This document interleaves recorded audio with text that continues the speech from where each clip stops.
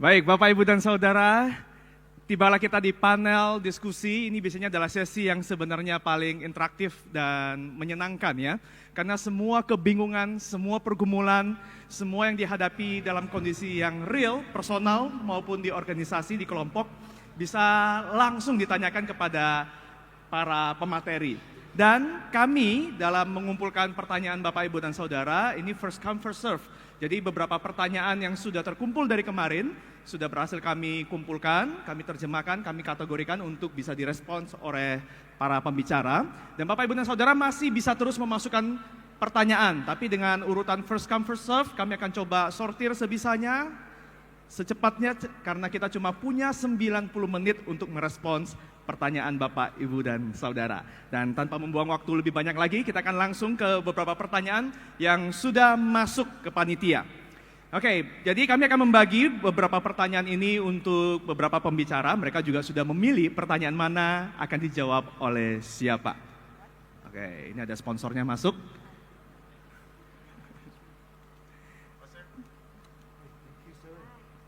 Alright, we start. Oke, ini apakah memungkinkan kalau pertanyaan ditampilkan di monitor supaya bisa di... Oke, thank you. Oke, the first four questions are for Pastor Andy. Yang pertama pertanyaannya adalah, bagaimana kita bisa menjadikan gereja sebagai tempat memuridkan tanpa menggurui orang-orang di sekitar kita? How can... Oke, Ibu Monica langsung menerjemahkan. Oh, okay. So for me, I think we have to be very clear that we want to preach the word of God. Jadi kita mesti jelas sekali bahwa kita ini akan memberitakan firman Tuhan.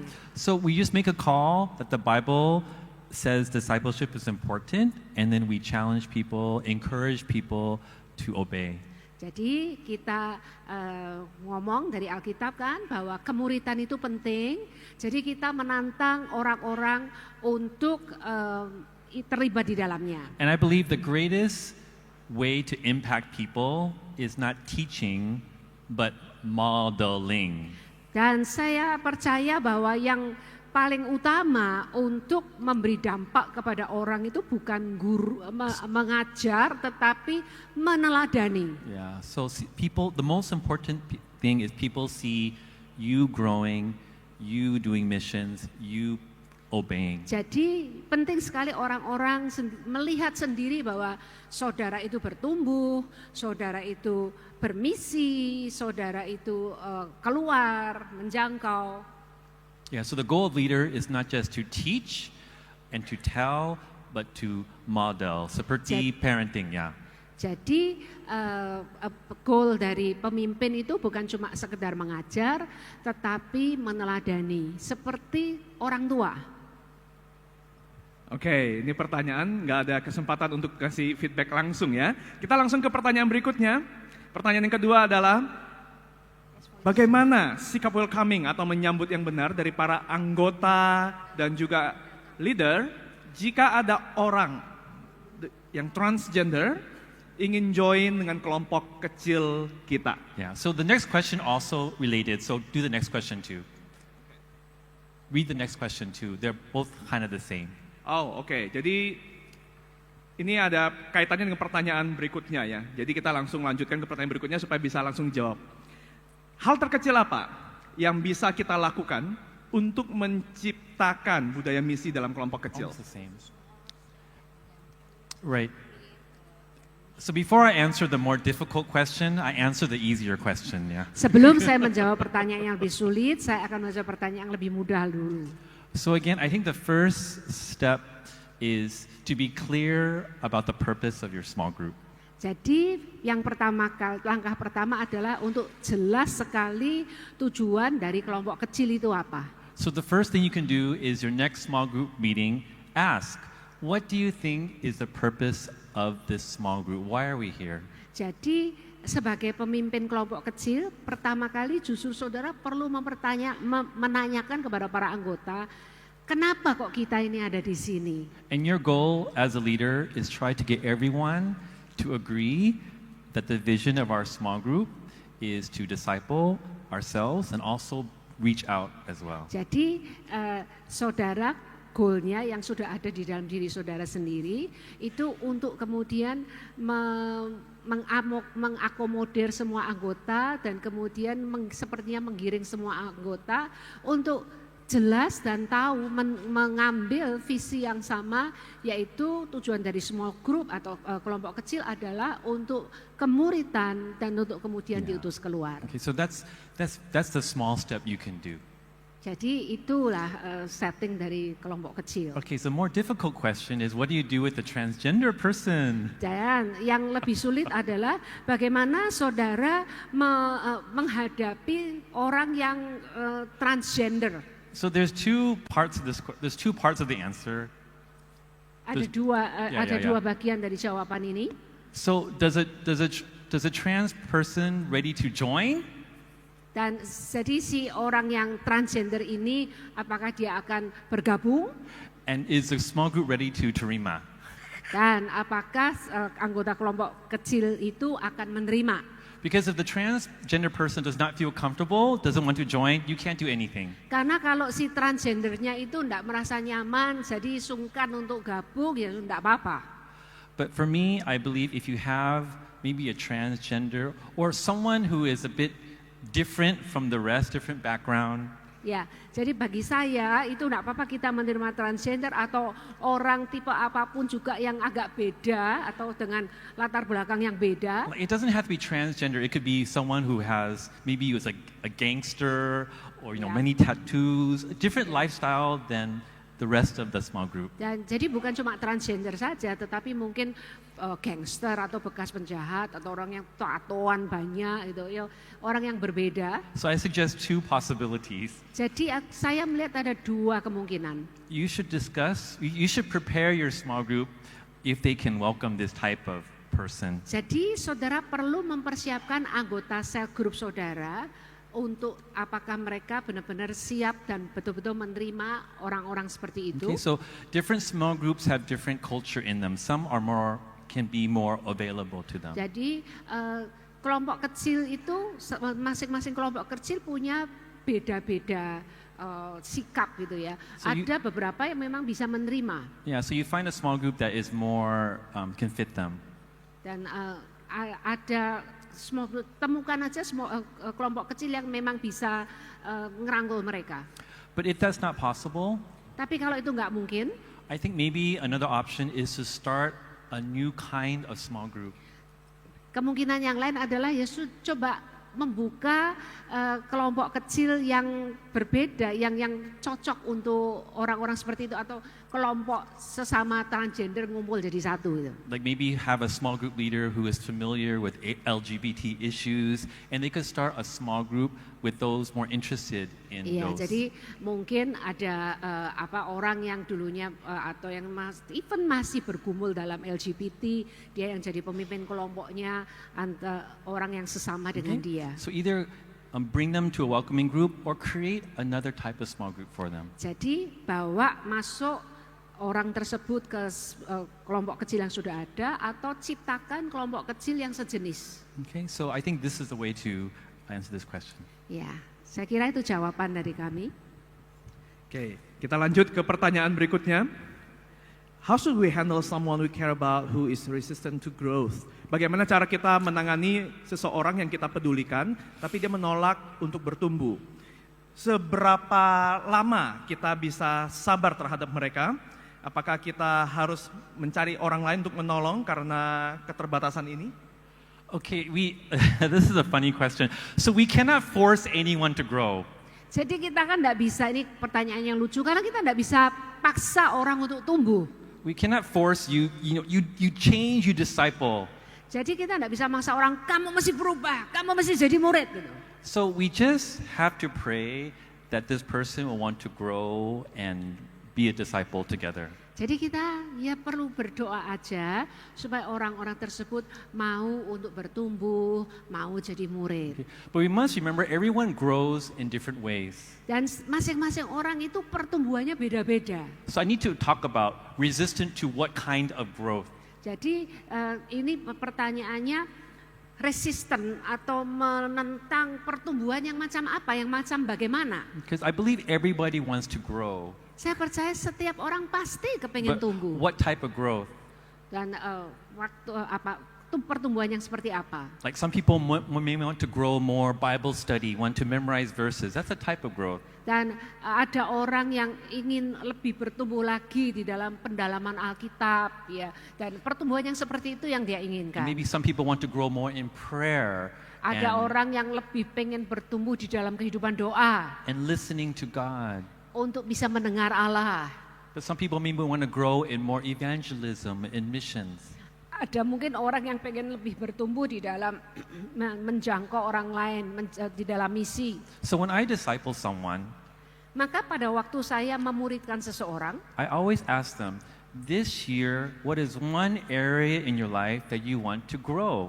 maka saya selalu tanya, tahun ini dalam hidupmu yang mana yang kamu ingin tumbuh?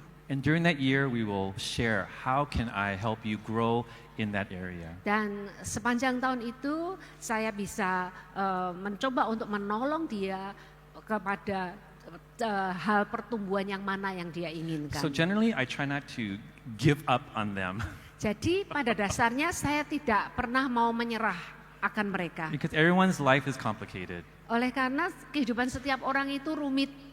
But you can say, I can see you're very busy, you don't have time for mentoring. It's okay, you take a break. When you're ready, you come back. Ya, jadi saudara bahkan bisa bilang juga, saya tahu kamu sibuk, kamu tidak punya waktu untuk mentoring atau untuk ini. Tidak apa-apa lah, kamu istirahat dulu. So I just say, my door is always open, but you can call me when you're ready. Dan saya selalu bilang, pintuku selalu terbuka bagimu, kapanpun juga silakan kalau engkau mau menghubungi saya. Smooth like a butter. Oke, kita lanjut. Sekarang ada 2 pertanyaan yang akan direspon oleh Mr. Dylan. Yang pertama adalah, dalam realita pelayanan gereja, saya menemukan orang-orang yang pasif, yang menganggap pemuritan itu tidak penting. Apalagi yang menginfluence, yang mempengaruhi itu adalah anak muda. Nah, bagaimana cara merespons dengan baik? So how to respond to people at church who thinks that discipleship is not important, Yes. but they are influencing young people and they themselves might be young people? How to respond well? Yeah, it's a very difficult question. Like Pastor Andy said, you can't convince somebody to change. Ya, If it- seperti yang Pastor Andy tadi katakan, bahwa kita tidak bisa meyakinkan orang untuk berubah, but there are memaksa. a few ideas I have. Tapi saya punya beberapa ide. So first is Jesus said how people will know that we are his disciples. Dan pertama Yesus bilang, bagaimana mungkin kalau orang itu bisa tahu kalau kita adalah muridnya? He said it's by our love for each other that people will know that we are disciples. Dia mengatakan kalau kamu saling mengasihi satu dengan yang lain, maka orang-orang yang lain akan tahu bahwa kamu adalah murid-murid Yesus. So maybe it starts with a language, a word that needs to change. Mungkin kita perlu mengawali dengan bahasa, dengan kata-kata yang perlu kita ubah. Because if you start talking about how to grow the love in the youth for Kan- one another, Dan karena kalau saudara memulai berbicara mengenai kasih di antara kelompok kaum muda ini, that's difficult to argue against, right? It's difficult for somebody to say no, I don't want. Oke. Ya, maka pasti akan sulit untuk ditolak. Jadi kalau ngomong tentang kasih, sulit sekali kalau ada orang yang mau menolaknya. But the real part of the question then is, how do you influence the youth? Tapi pertanyaan yang sesungguhnya sebenarnya adalah bagaimana caranya saudara itu mempengaruhi orang-orang muda? So what do the youth want? Apa yang diinginkan oleh si kaum muda ini? The youth want to make an impact in the world. Kaum muda menginginkan memberi dampak kepada dunia. They want their life to count. Dan mereka ingin hidup mereka berarti. They also want to have a sense of adventure. Dan mereka pun juga menginginkan satu rasa berpetualang. And they also want to have fun. Dan mereka juga kepingin senang-senang. So you have to bring those things together. Jadi saudara perlu merangkuh itu semuanya jadi satu. So first, you have to inspire the youth with the stories of disciples from the Bible. Pertama, saudara perlu menceritakan kepada kaum muda ini kisah dari Alkitab. And also modern disciples today, other youth around the world. Dan kemudian kesaksian modern, kesaksian masa kini mengenai pemuritan itu yang ada di dunia ini. Dari kaum muda yang ada di dunia. Yeah, youth who are living for Christ. Ya, yang kaum muda yang hidup untuk Kristus yang ada di dunia ini. And let them see that following Christ is a life of adventure. Dan biarkan mereka melihat bahwa mengikut Kristus itu keren, itu kehidupan yang penuh petualangan. Now this is also very important. Dan ini juga penting sekali. And if you think it's not so important, then you're the one who really has to listen. Dan kalau saudara mikir bahwa ini tidak terlalu penting, justru saudaralah yang perlu mendengar. When you work with the youth, Kalau saudara bekerja bersama dengan kaum muda, it has to be fun for them.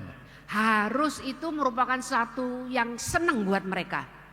Not everything has to be fun, but they must enjoy being together every time. Dan bukan senang-senangnya itu, tetapi mereka harus selalu bisa menikmati kebersamaan mereka. So if you just want to have a Bible teaching alone, it will not Jadi work.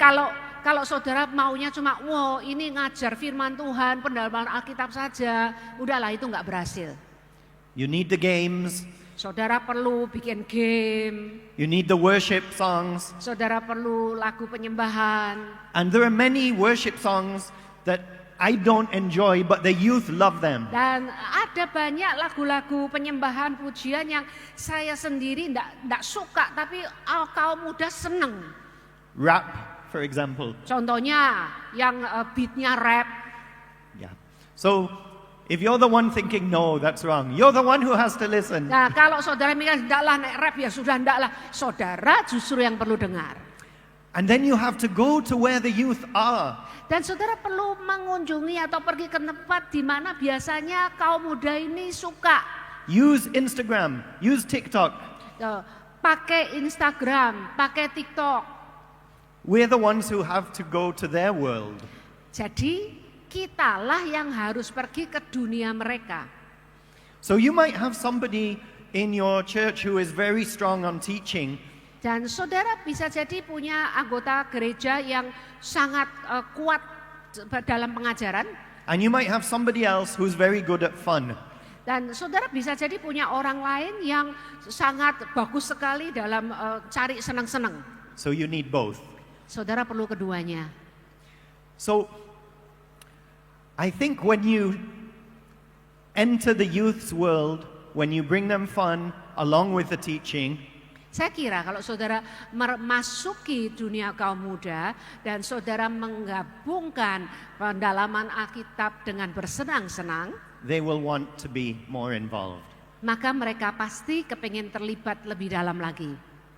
The church I belong to, Saddleback Church, Dan gereja tempat saya berbakti yaitu Saddleback Church is very strong with the youth. kuat sekali dalam pelayanan kaum muda. And honestly, when I first joined the church, I was horrified. Jujur, pada waktu saya gabung dengan gereja itu, saya sendiri yang ngeri. Because they almost let the youth do whatever they want. Oleh karena sepertinya mereka itu mengizinkan kaum muda melakukan apapun juga yang mau mereka lakukan. They were chasing each other around the room. Di ruangan gereja kejar-kejaran. They were playing basketball in the church hall. Dan mereka itu main basket di hall gereja. But what I saw was when it was time for the message, Tapi saya perhatikan pada saat waktunya untuk firman Tuhan, they sit down and listen. mereka duduk dan benar-benar mendengarkan. When we have our youth camp every year, Dan pada waktu kita melakukan youth camp setiap tahun, we have more people going to the youth camp than come every Sunday. Kita perhatikan bahwa jauh lebih banyak orang-orang yang ikut youth camp daripada kebaktian minggu. Because there are so many youth who live far away from our church, who cannot come every week, but they want to go to the camp. Oleh karena ada begitu banyak kaum muda yang berjauhan sekali dengan gereja sehingga tidak bisa ikut gabung di gereja setiap minggu, tetapi mereka karena ingin gabung maka mereka ikutnya di youth camp. So you can influence the youth. Jadi saudara bisa mempengaruhi kaum muda, And when they start to love your church, dan pada saat mereka mulai mengasihi gereja saudara, then more and more you can point them to Jesus. dan maka saudara bisa lebih dan makin lagi menunjuk mereka kepada Yesus. That's it. Ya.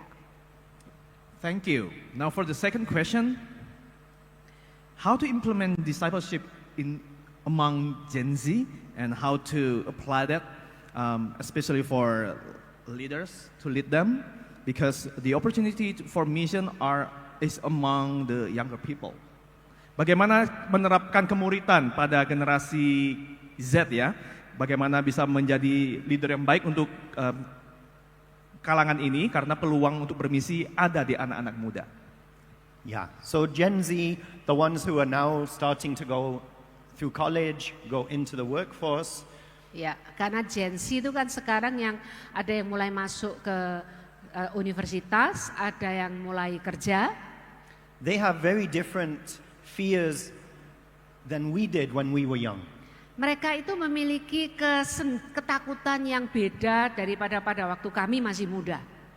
The youth these days, they're scared to have children.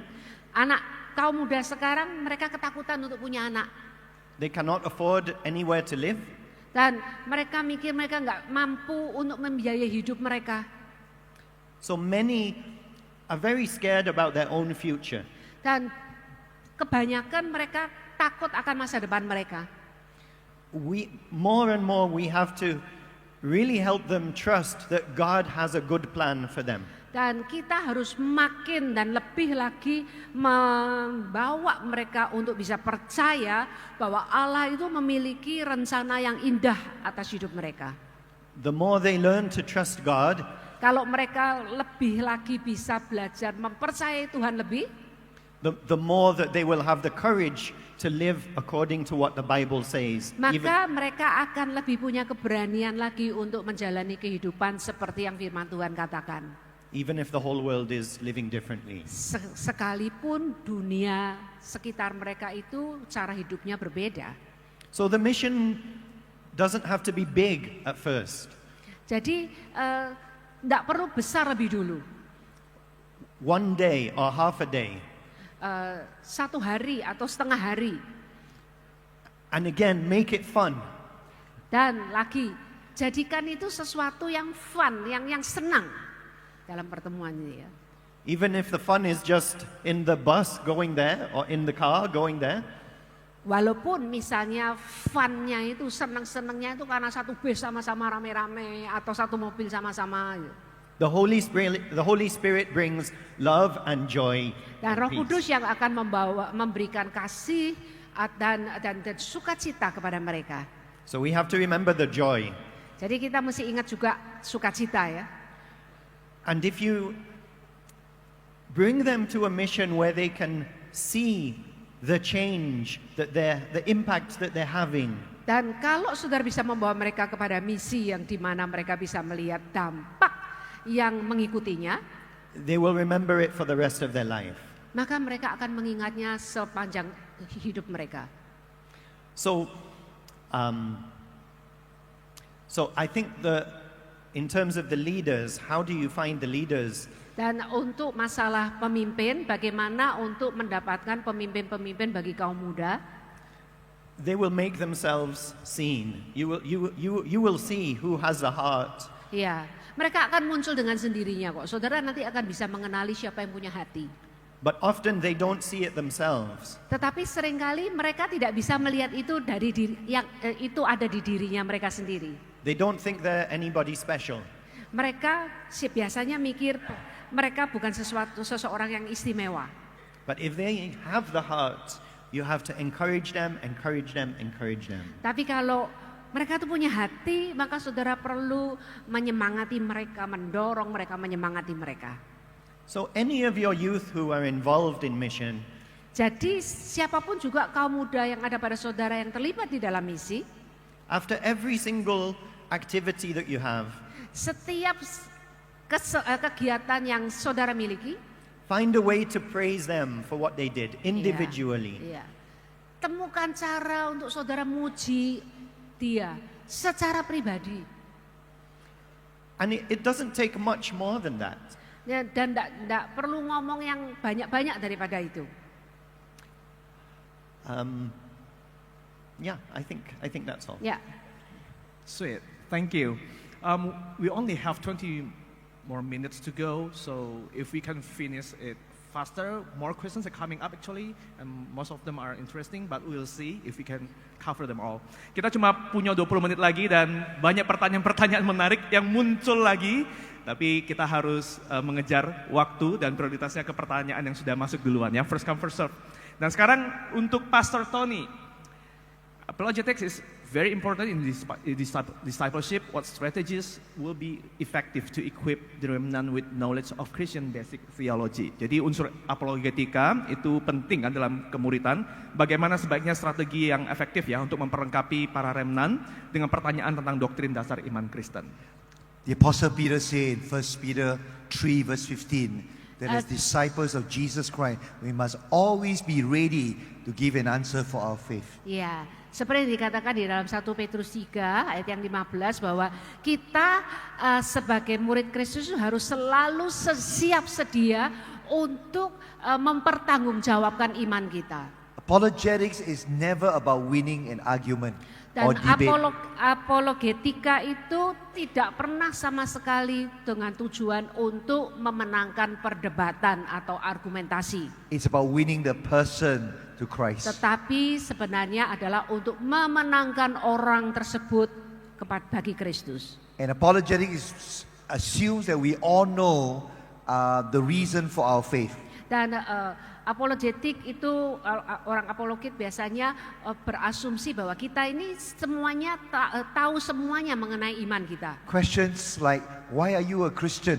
Dan pertanyaan seperti kenapa kok kamu Kristen? How do you know the Bible is the Word of God? Bagaimana kamu bisa yakin kalau Alkitab itu firman Tuhan? How do you know Jesus is the only way?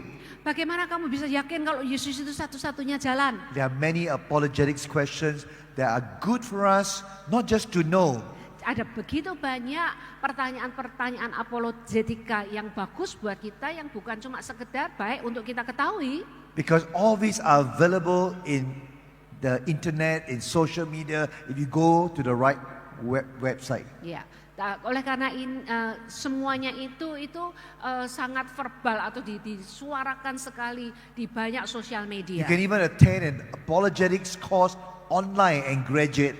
Dan bahkan saudara juga bisa mendapatkan kursus apologetika yang online, yang baik. So it's not acquiring knowledge, Jadi bukan persyaratannya atau yang diminta itu bukan pengetahuan, but having the love and the wisdom to know how to respond not just to the question, but to the questioner.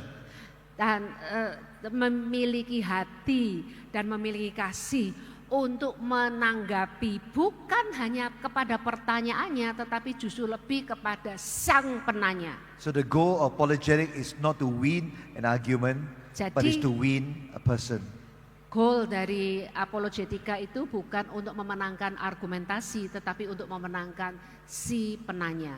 If you don't know what are the answers to your faith, there are many available resources within your own gereja, on the social media, in a seminary, in parachurch group. You just need to go and sign up for what is important for you. Kalau saudara tidak tahu bagaimana menjawabnya, ada begitu banyak sumber-sumber, baik dari gereja lokal saudara, dari internet juga, ada banyak, dan saudara bisa juga mengikuti kursus apologetika yang baik. But Itu ada remember, banyak. it is not about what you know, Tapi ingat ya, apologetika itu bukan mengenai apa yang saudara ketahui, but how you love and lead the person that to Christ. tetapi bagaimana saudara mengasihi dan memenangkan orang yang menanyai saudara itu kepada Kristus. Oke, next. Pertanyaan berikutnya, ini adalah tentang mitos pemuritan yang berkata, nanti juga menjadi murid itu bisalah terbentuk dengan sendirinya. So, how to answer to the myth of discipleship that says that disciples will be formed automatically with time? Well, simply, intentional effort is required for everything in our life.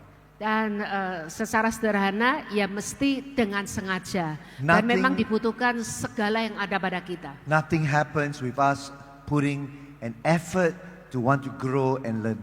Tidak ada yang terjadi tanpa kita lebih dulu berusaha dan memberikan daya kita untuk kemudian bisa It's like someone say, terjadi pertumbuhan. I want to swim.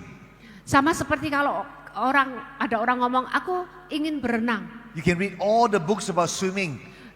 Dia bisa membaca segala macam buku pelajaran tentang bagaimana berenang. You can watch the videos of great swimmer who swim different strokes. Dan dia bisa nonton video perenang yang berenang dengan berbagai gaya. But you never once jump into the swimming pool and swim. Tapi kalau tidak pernah saudara sekalipun itu terjun di kolam renang dan berenang. And so intentional effort is required for our spiritual growth and maturity. Jadi usaha yang dengan sengaja, dengan intentional itu memang sangat dibutuhkan untuk pertumbuhan dan kedewasaan rohani kita. Jesus modeled for us when he invested and discipled a group of 12 men. Yesus itu jauh lebih daripada kita, dia sendiri dengan sengaja memuridkan 12 orang. He took them with him and for a period of at least 3 years. Dan Yesus mengajak mereka untuk terus bersama dengan dia dalam periode 3 tahun paling sedikit.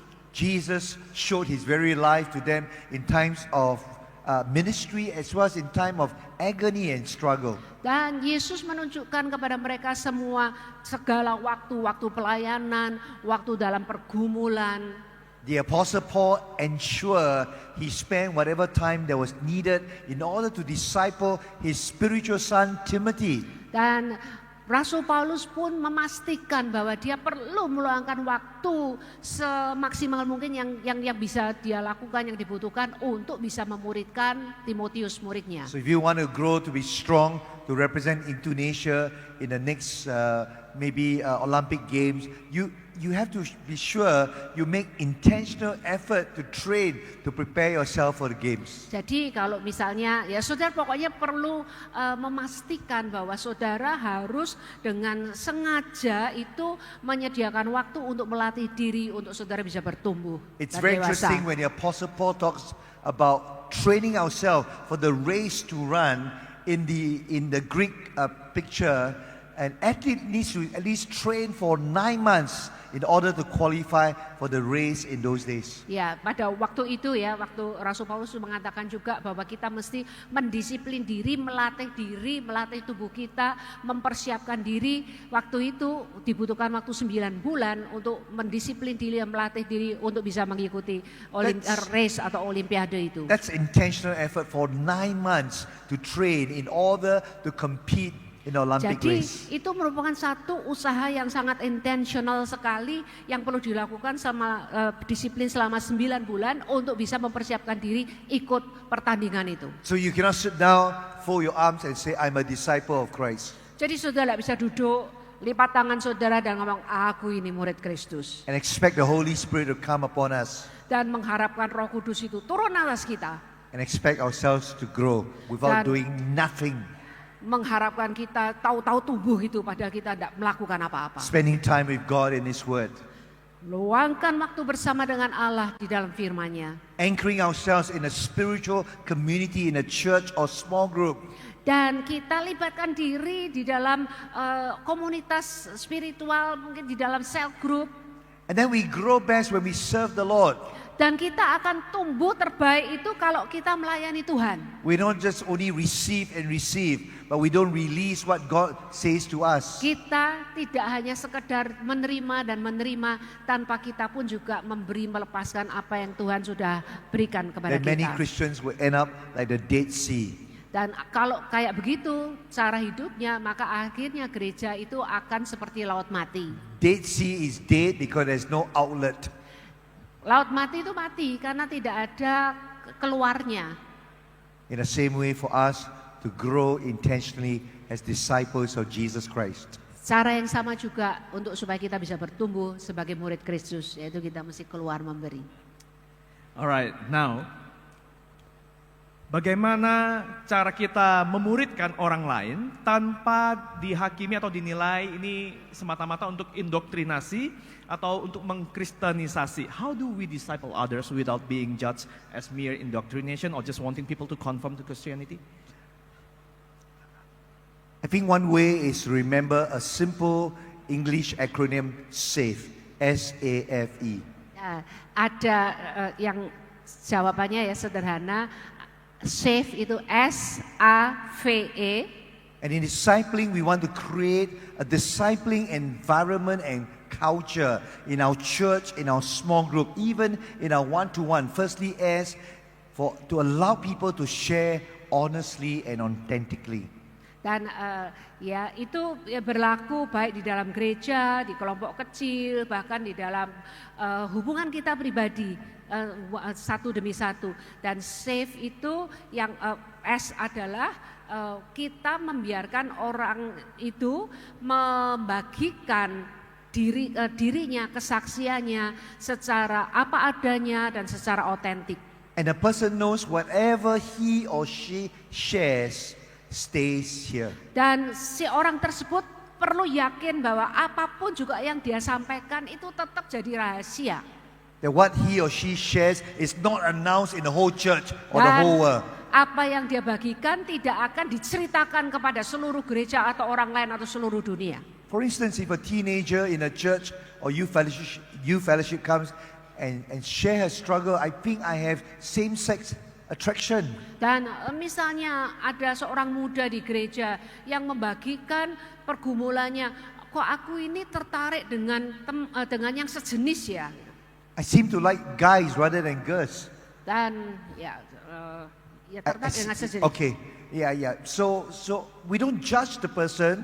We first allow the person to share honestly. Jadi kita jangan menghakimi orang itu, kita biarkan orang itu untuk membagikannya dengan jujur.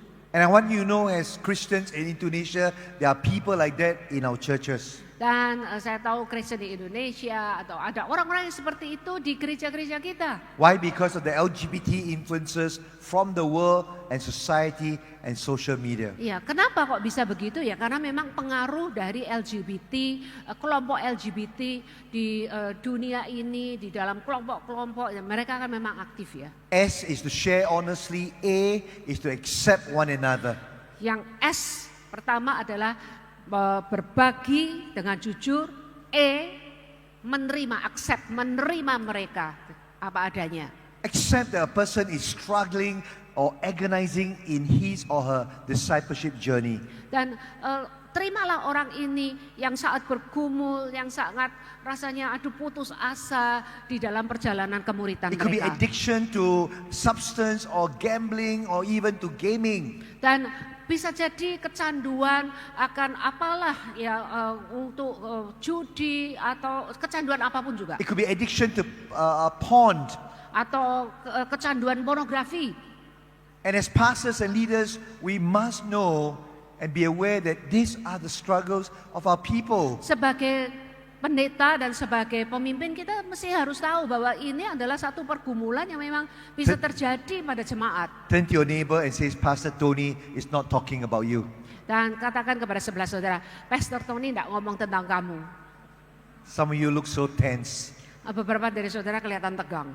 As a pastor of the church, I know we have all these kind of people in our gereja. Dan sebagai seorang gembala sidang, saya tahu ada berbagai macam orang lah di gereja. On the outside, they look bagus. Di luarnya mereka kelihatan very good. But inside, they are struggling like crazy. Tetapi di dalamnya mereka bergumul mati-matian. As they share honestly, we learn to accept them.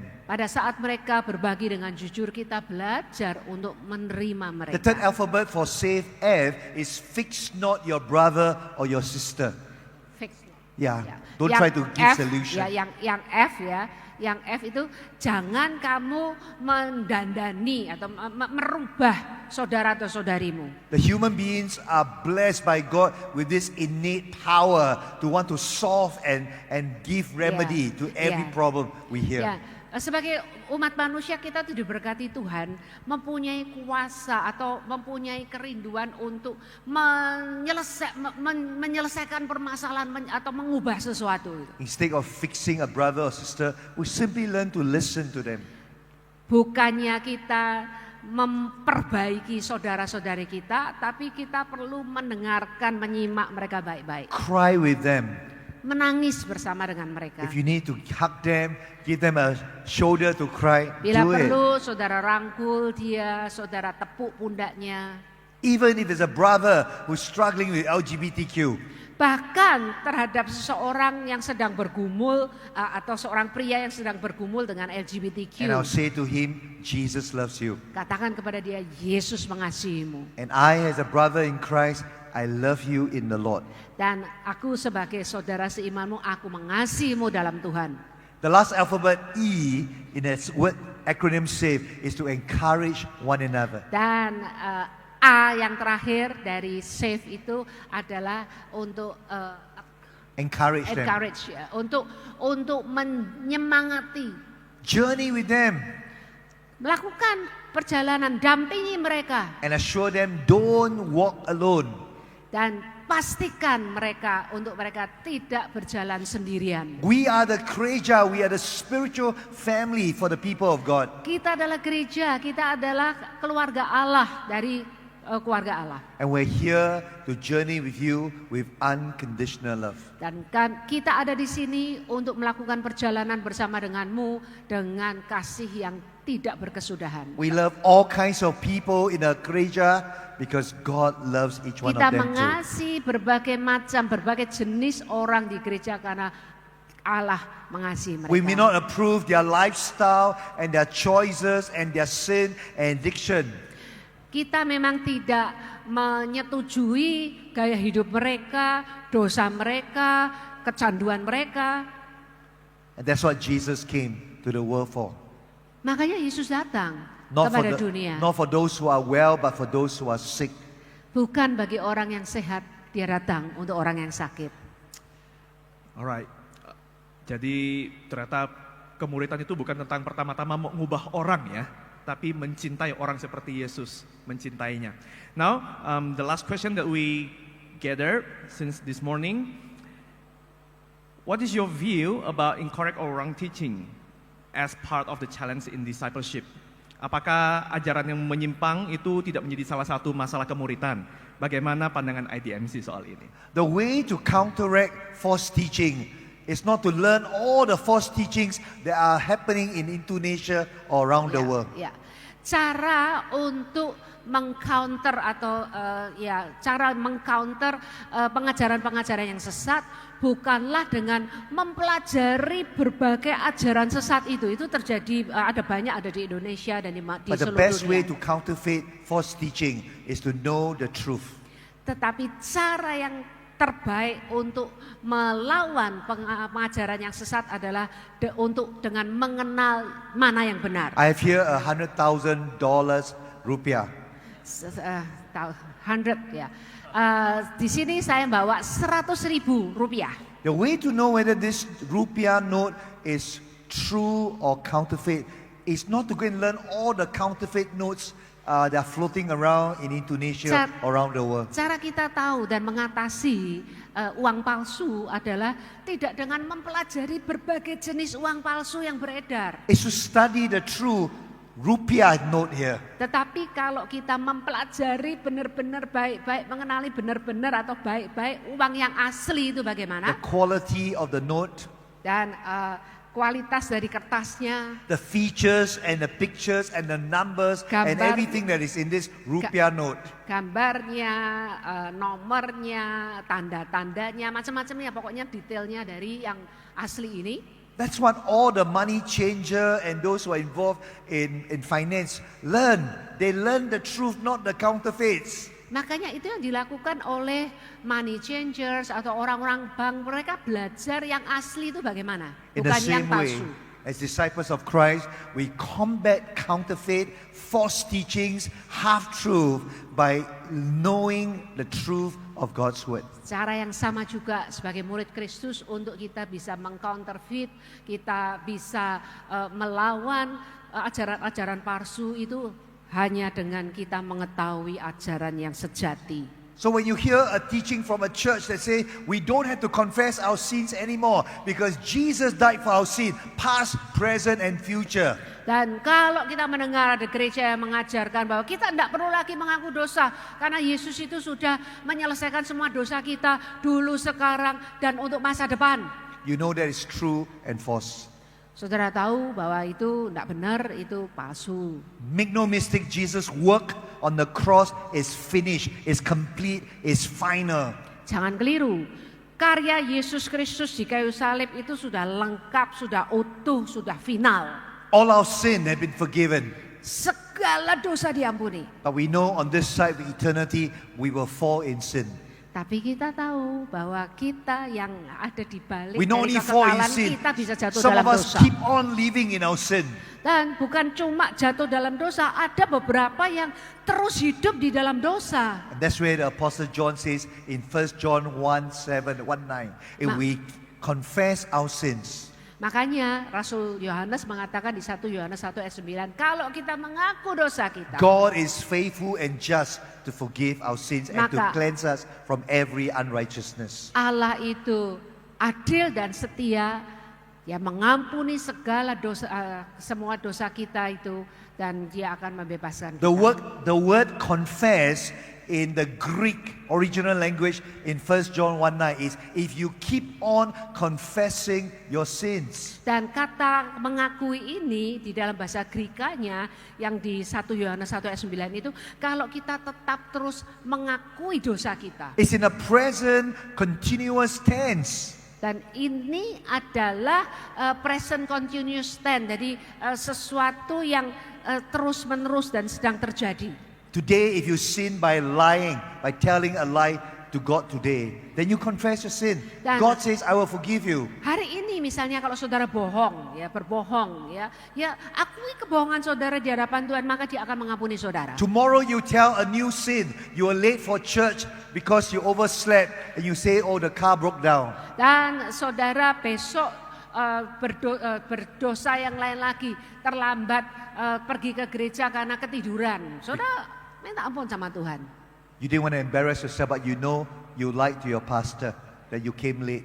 Ya, dan saudara tidak mau malu terhadap pendeta saudara, maka saudara bohong kepada pendeta saudara. Then the truth of God's word say, confess your sins. Say, God, not just I'm sorry, not remorse, not regret, but repentance. Dan maka bisa akui dosa kita, kita minta ampun kepada Tuhan, kita minta ampun bukan sesuatu yang cuma kita sesali atau kita kecewai, tetapi sesuatu yang kita memang betul-betul bertobat.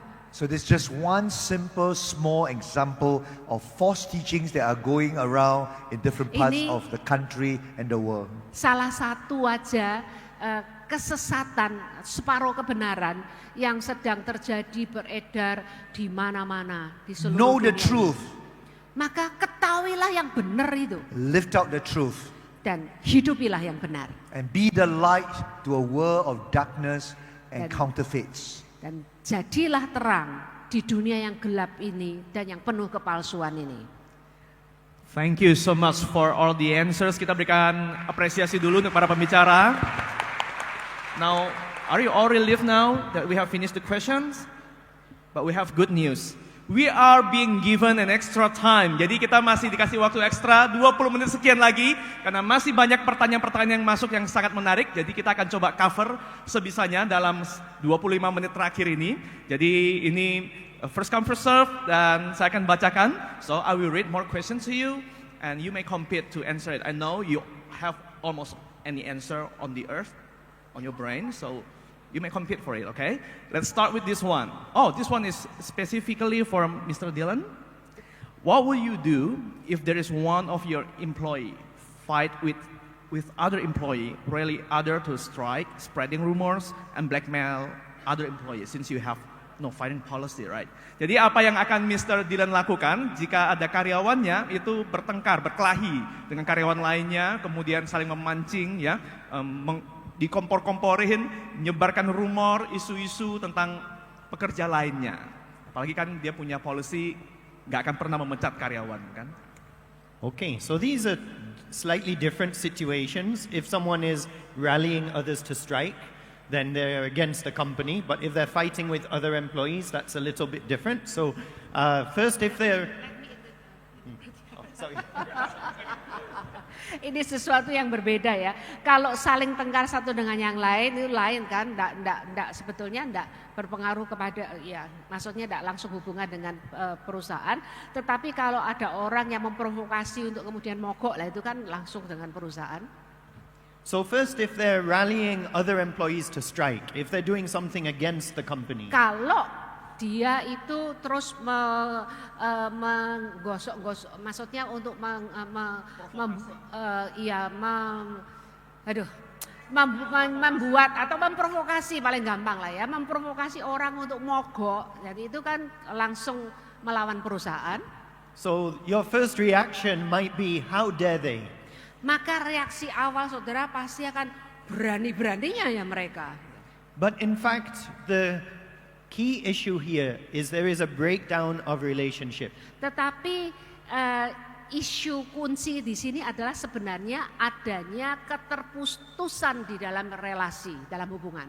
And so the solution will only come with a healing of the relationship, including a healing. Maka solusinya satu-satunya adalah memperbaiki hubungan yang putus itu. So if it was me, the first thing I would try to do is to meet with that person. Dan kalau saya, pertama yang saya akan lakukan adalah saya temui orang tersebut. And ask them, what did I do wrong? Dan tanya sama dia, aku ini salah apa? Usually if people are angry, allowing them to explain why helps a lot. Dan biasanya kepada orang yang marah, kita memberi kesempatan kepada orang tersebut untuk menjelaskan kenapa, maka itu sangat menolong, meredakan. But you must be humble enough to really listen to what they say. Tapi kita harus betul-betul rendah hati untuk benar-benar mendengar apa yang mereka katakan. And then the next thing is to apologize and say, I'm sorry, I didn't understand it your way. Dan kemudian yang berikutnya kita minta maaf ya, aku memang tidak memahami cara berpikirmu seperti itu. If you do that, you are 75% towards fixing the relationship. Kalau saudara lakukan itu, saudara sudah menyelesaikan masalah 75%. And then you have to think about the issue. Is it something you need to change? Dan kemudian saudara baru memikirkan perkara yang sebenarnya, apakah ada sesuatu yang memang dia harus berubah? Or is it something that they misunderstood? Atau mungkin sesuatu yang dia ini salah paham. So it will change from situation to situation, but the most important thing is how can you help that person see that you care about their feelings? Ya, jadi memang akan berubah dari situasi tergantung kasus ya dan dari situasi-situasi. Tapi yang paling penting adalah saudara membuat mereka itu bisa menangkap, mengerti bahwa saudara itu peduli. Most people don't want to fight. We're not happy when we're fighting. Iya, kebanyakan orang kan tidak senang kelahi kan, tidak senang bertengkar, tidak senang kalau berkelahi.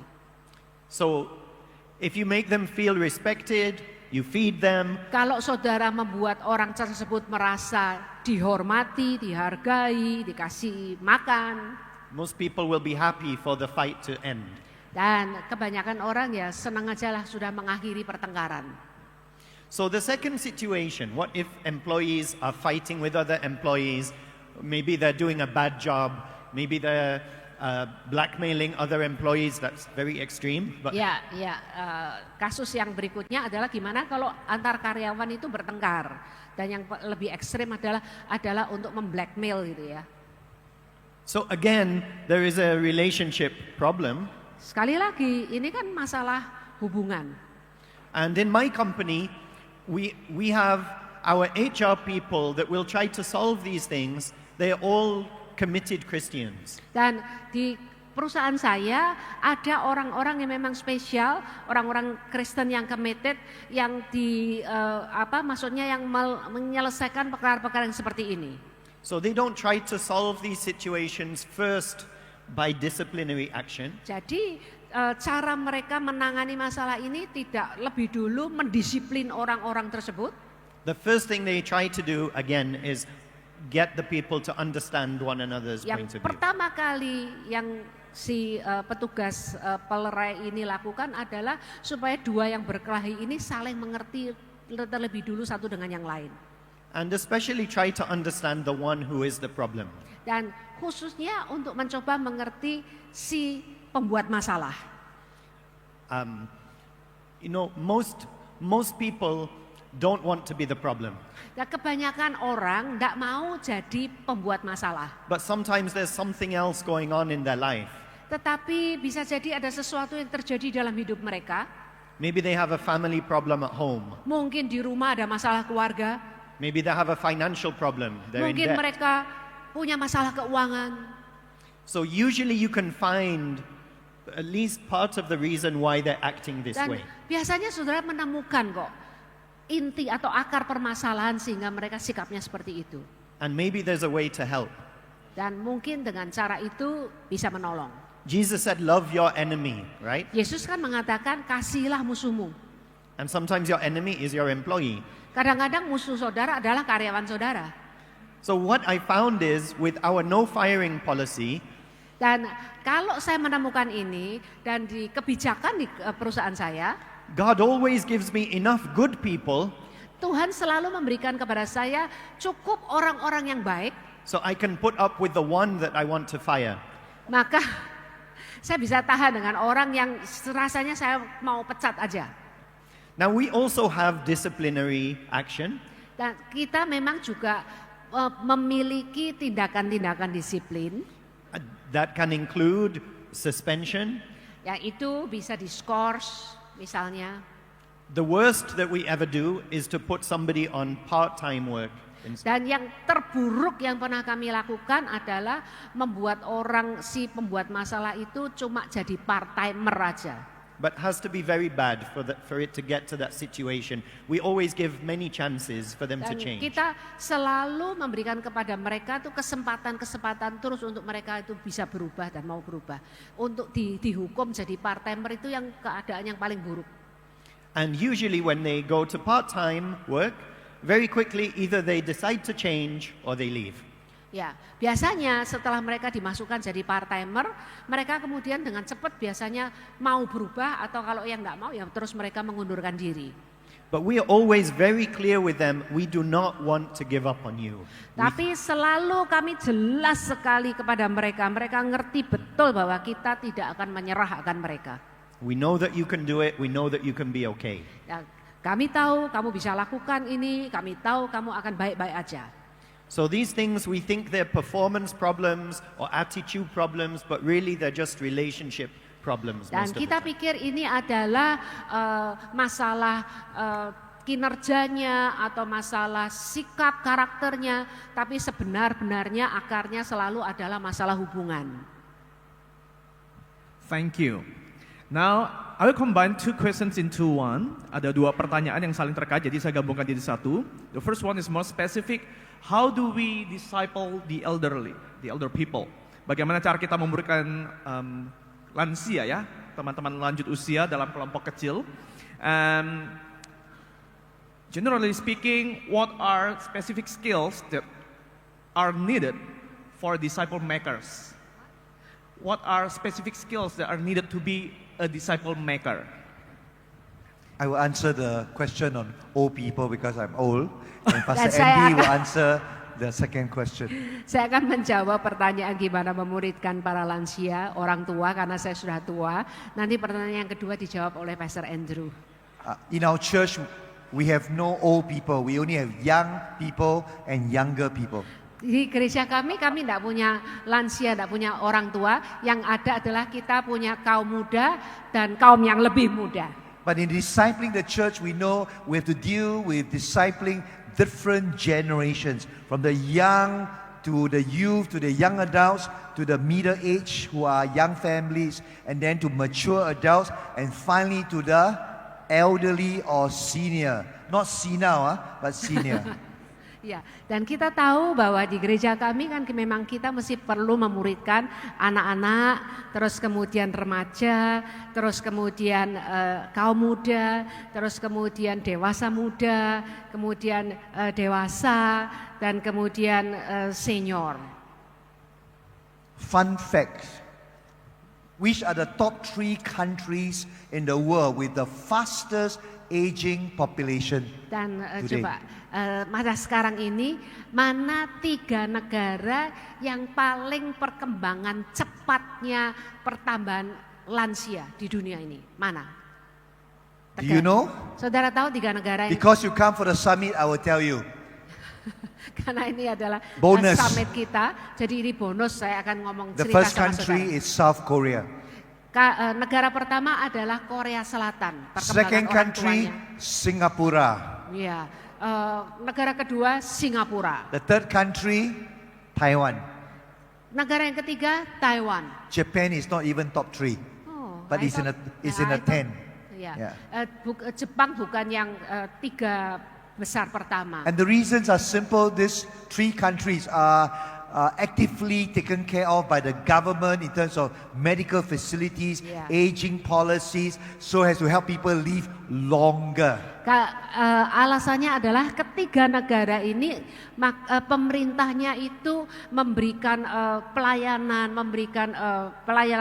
gratis kepada orang masalah kesehatan, medical, pokoknya kesejahteraan dari orang-orang yang berusia lanjut itu diatur oleh pemerintah sehingga mereka bisa If you lebih. are 60 years and above, it is like you are it's a new 40 or 50 today. Nah, kalau saudara berusia 60 tahun ke atas, zaman sekarang ini sepertinya saudara masih awal 40-an. You think of your own papa, mama, your parents, when they were 60 years old, they look like 70 or 80. Ya, saudara memikirkan ayah ibu saudara sendiri pada waktu mereka berusia 50 tahun sudah kelihatannya seperti 70 tahunan.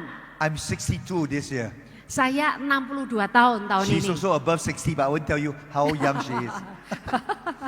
Monica juga 60 plus, tapi enggak mau ngomong berapa. Oke, I will Oh, tell. no, don't tell her. You don't have to. As a man, I can tell. But it doesn't mean that we behave like 70 or 80. Itu bukan berarti kita itu bersikap seperti 70 atau 80 tahun. And the key in discipling the older ones from 55 and above or 60 and above, we tell them that your final 1/3 of your life is the finest hour of your life. Dan cara kunci untuk kita memuridkan yang 50 atau 60 tahun ke atas adalah sepertiga dari waktumu adalah yang final untuk the last one, the Your final. finest hour, the best. Ya adalah waktu yang terbaik bagimu. Once you cross 55 or 60, maybe by a show of hand, how many of you are 55 and above like me? Siapa yang 55 tahun ke atas, angkat tangan. So few. Oh, Okay, cuma sedikit some of you not ya. sure, never mind. Okay. But you are above 55 or 60, you are in your final lap of your life. Dan kalau yang 60 ke atas, maka saudara adalah dalam perikom waktu yang paling akhir dari hidup saudara. Some of you are looking towards your retirement in 65. Dan beberapa dari saudara menantikan masa pensiun saudara kalau sudah 65 tahun. The English word for retirement is retire. Doesn't mean you stop working, but you do something else. Ya, dalam bahasa Inggris retire itu berarti bukan berhenti bekerja tetapi melakukan sesuatu yang lain. Because we only have one life to live. Karena kita cuma punya satu hidup aja. And in the words of the great missionary C.T. Studd, only what's done for Christ will last. Dan dalam apa yang dikatakan bahwa apa yang kita lakukan bagi Kristus itulah yang akan terus, itulah yang kekal. And what we need to challenge and disciple the older generation is don't waste your time, your life just going on vacation and cruise. Makanya kita selalu tantang orang-orang yang sudah berusia itu, jangan sia-siakan waktumu untuk cuma melakukan pergi cruise, naik kapal atau berliburan terus saja. Because we'll end up cruising in life and going through the motion. Oleh karena kan kita memang pergi untuk cruising, melakukan perjalanan dan ya ngikuti arus gitu. Nothing wrong about going for holidays and vacation, please. Dan ini enggak ngomong masalah liburan ya, enggak ngomong masalah pesiar. But what's your purpose in going for holiday and vacation? Tapi apa sih tujuan saudara untuk pergi ke liburan atau pesiar itu? And so we challenge the people in this age group. Jadi kita tantang orang-orang di usia-usia ini. Don't just spend your time be the best Grab driver for your children or grandchildren. Send them to tuition class, swimming class, music class. Jangan jadi sopir Grab yang terbaik buat cucu-cucumu, ngirim nganter ke les berenang, les pelajaran, les masak dan segala macam. There is more to life even in this final lap of our life. Ada jauh lebih banyak lagi dalam hidup ini, bahkan sekalipun dalam putaran terakhir dalam hidup ini. And the only way that our final 1/3 of our life can be the finest hour of our life is to know God's purpose for our lives. Dan satu-satunya untuk bisa kita mendapatkan dan menemukan yang terbaik dari sisa yang terakhir dari hidup ini adalah dengan mengetahui apa yang menjadi rencana dan tujuan Allah dalam It's hidup not kita to ini. check how much money you have in your Bukan- bank account for retirement. Bukan memeriksa berapa banyak tabungan uang di bank account saudara untuk masa pensiun It's saudara. not to ask what inheritance I'll leave behind for my Bukan children, mempertanyakan grandchildren. warisan apa yang akan saudara tinggalkan untuk anak-anak dan cucu-cucu saudara. But to pursue God and to seek Him and say, God, what is your purpose for my life in Tetapi this untuk season? mengejar Tuhan dan mengatakan, Tuhan apa yang menjadi tujuanmu untuk hidupku. So that even the seniors and the older ones in our gereja can be like Caleb's in the Bible. Makanya para lansia di gereja kami bisa seperti Kalebnya Alkitab. Caleb was 80 years old. Kaleb usianya 85 tahun. And he came to God and said, God, give me this mountain. Dan dia datang kepada Tuhan, dan Tuhan kau berikan kepadaku gunung Hebron ini. My goal in life, Lord willing, is not to live till 80. Tujuan dalam hidup saya tidak mau hidup sampai 80 My tahun. goal in life, if possible, is to live till 100. Ya sampai 100 tahun, tidak mau kalau cuma sampai 80 tahun. I told that to my wife, and my wife says, good luck to you. I won't be around to look for you, to look after Dan you. kalau saya ngomong gitu sama istri saya, ya good luck buat kamu ya. Aku nggak akan ada untuk terus melayani kamu. And then I told my wife, I prayed a second prayer. Lord, help my wife to live to 101 so that she's around to look after me. Dan saya ngomong sama istri saya, karena itu aku berdoa sama Tuhan, Tuhan tolong istriku supaya dia bisa hidup 101 tahun, jadi dia tetap mendampingi aku. I just met a sister in Singapore, a good friend's mother. She lived till 104. Saya baru aja bertemu dengan seorang saudari di dalam Tuhan dan dia usianya 104 tahun. I said, tell me your secret. How you live till 104? Because my goal is only 100 years old. You're now 104. Katakan rahasiamu, bagaimana kamu bisa hidup sampai 104 tahun? Karena goalku cuma hidup sampai 100 tahun aja. Because you're here at the summit, I will give you her answer. It's a special bonus for you. Karena saudara ada di sini di summit, maka saya akan berikan kepada saudara jawabannya. Ini jadi bonus spesial buat saudara. And this sister said, Pastor, every morning when I wake up, I say one word, thank you, Lord. Dan pastor, setiap hari pada waktu aku bangun pagi, aku cuma ngomong satu kata sama Tuhan. Terima kasih Tuhan. Wow. It's living life with a grateful heart, not complaining and murmuring spirit. Itu menjalani hidup dengan hati yang penuh ucapan syukur kepada Tuhan, bukan hati yang ngomel dan bersungut-sungut. Not how come the weather is so hot? Enggak ngomong, kenapa ya kok cuaca begini Why panas? the traffic jam is so bad in Kenapa Surabaya? lalu lintas itu kok macet di Surabaya, macet terus? But she wake up every morning saying, terima kasih Tuhan. Tetapi dia bangun pagi hari, mengatakan thank you Lord. And then she said, Pastor, there's a second phrase I say throughout the day after I say thank you Lord in the morning. Dan kemudian Pastor, ada doa kedua yang saya panjatkan sepanjang hari setelah saya berkata The terima first is say, kasih thank you Tuhan. Lord, I'm breathing, I got life. Dan terima kasih Tuhan, aku bernafas, aku hidup. She says sometimes she don't feel well or she feel weak, but she learned to say praise the Lord. Dan kemudian hari kalau Puji dia Tuhan.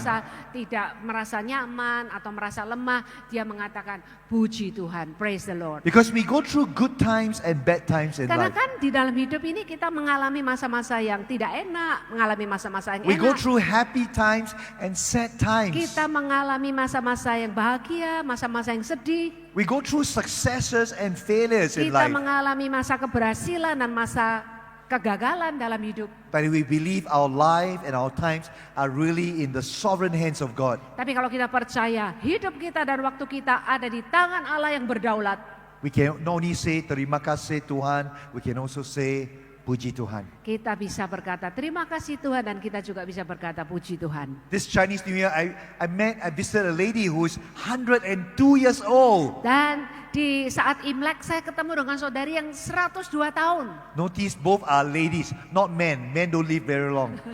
Duanya, perhatikan ya, ini wanita, bukan pria. Pria tidak hidup terlalu panjang umurnya. But the point is not about how long we live, my friends. Dan saudaraku, poinnya bukan seberapa lama kita hidup, But it's about how well we live our tapi lives. seberapa baik kita menghidupi hidup You think kita. about Jesus, how long did Jesus live on Sudah earth? pikir tentang Yesus, berapa lama sih Yesus hidup di muka bumi ini? 33. 33,5 tahun. And we say, kasian. Iya, kita kan ngomong what a pity. Right? Pitiful, young man die. Oh, masih muda, mati udah. While Jesus lived only 33 years, he lived the fullest life he can ever live. for Sekalipun God. Yesus hidup cuma 33 tahun, tetapi dia memberikan yang terpenuh, yang terhebat. I hope that answers the question. All right, thank you. Now, Second one. we have the next one.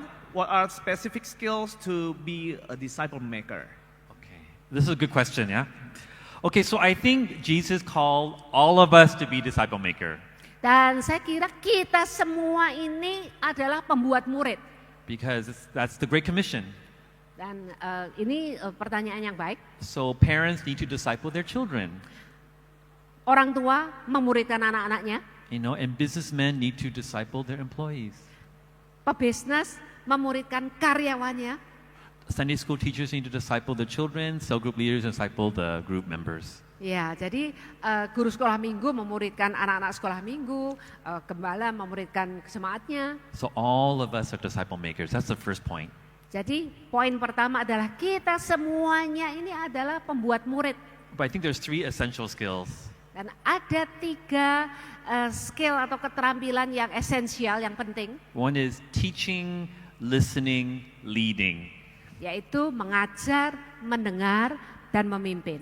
So all disciple makers must be able to teach and communicate the word of God. Jadi semua pembuat murid harus bisa mengajar dan bisa membaca firman Tuhan. Because the basis of our discipleship is not our own knowledge, it is the word from the Lord.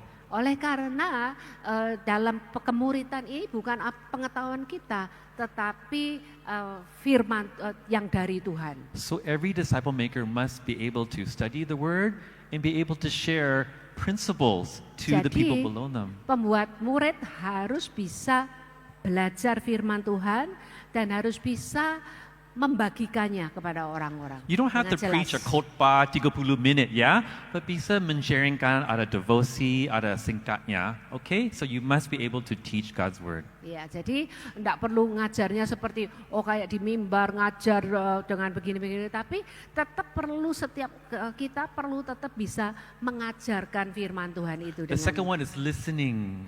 Yang kedua, mendengar. The Bible says, quick to listen, slow to speak. Alkitab kan mengatakan cepat mendengar dan lambat berbicara.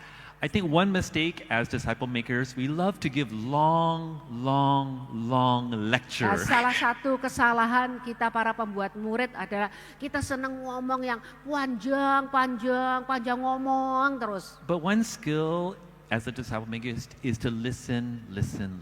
Dan salah satu keterampilan dari pembuat murid adalah bisa mendengar, menyimak itu lebih So I think baik that's ya. a skill to be a disciple, is to listen to the people below you. Listen to their heart, as you know, Dylan has shared. Jadi, Listen to your employees. Perlu menyimak, tidak cukup mendengar tapi menyimak hati mereka seperti yang tadi dikatakan oleh Dylan. I think it's one of the most difficult things for me as a disciple maker is to listen, because I always have the answer before I listen. Dan salah satu kelemahan saya adalah mendengar ini karena biasanya selalu saya sudah mempunyai jawabannya sebelum saya mendengar. Yeah, my wife is always saying, "You don't listen to me. You already answered my question." Yeah. Dan istri saya ngomong, kamu tuh loh selalu tidak mau dengar aku, kamu selalu sudah jawab duluan. Okay, so listening is important. Dan mendengar itu penting. Because if you cannot listen, you cannot do the third skill. Karena kalau saudara tidak bisa menyimak, saudara tidak akan bisa melakukan hal yang ketiga. Is leading. What? Leading. Adalah memimpin. Because once you understand the situation of your disciple or the person below, Oleh karena kalau saudara memahami situasi dari murid saudara, you must be able to lead them. maka saudara harus mampu memimpin, menuntun mereka. The basis of leadership is to look to the future. Leaders live in the future. Dan salah satu ciri dari pemimpin adalah hidup di masa depan. Yes, your situation is like this, but in the future, we hope it's like this. Dan ya memang sekarang situasimu tuh seperti ini. Tapi nanti di masa yang mendatang itu kamu akan begini. So leading people to look to the future, to look to God's hope, to look to God's promises is very essential in disciple making. Jadi pimpinlah murid untuk bisa melihat Allah, melihat masa depan mereka. Itu esensial di dalam pemuridan.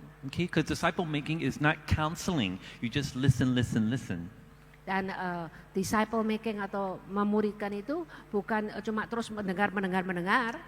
Is leading people to see God's destiny, God's purpose in their life. Tetapi memimpin orang untuk masuk di dalam tujuan ilahi Allah, di dalam tujuan Allah.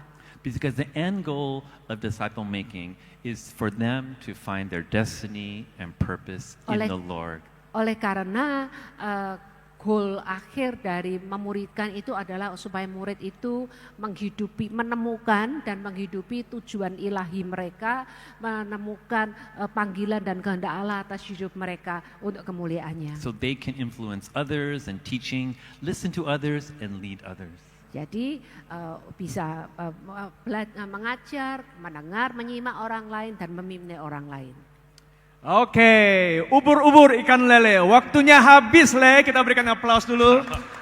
Untuk semua pertanyaan yang sudah mencoba untuk dijawab diberikan, kiranya boleh memberikan pencerahan bagaimana kita bertindak menghadapi berbagai kasus tadi.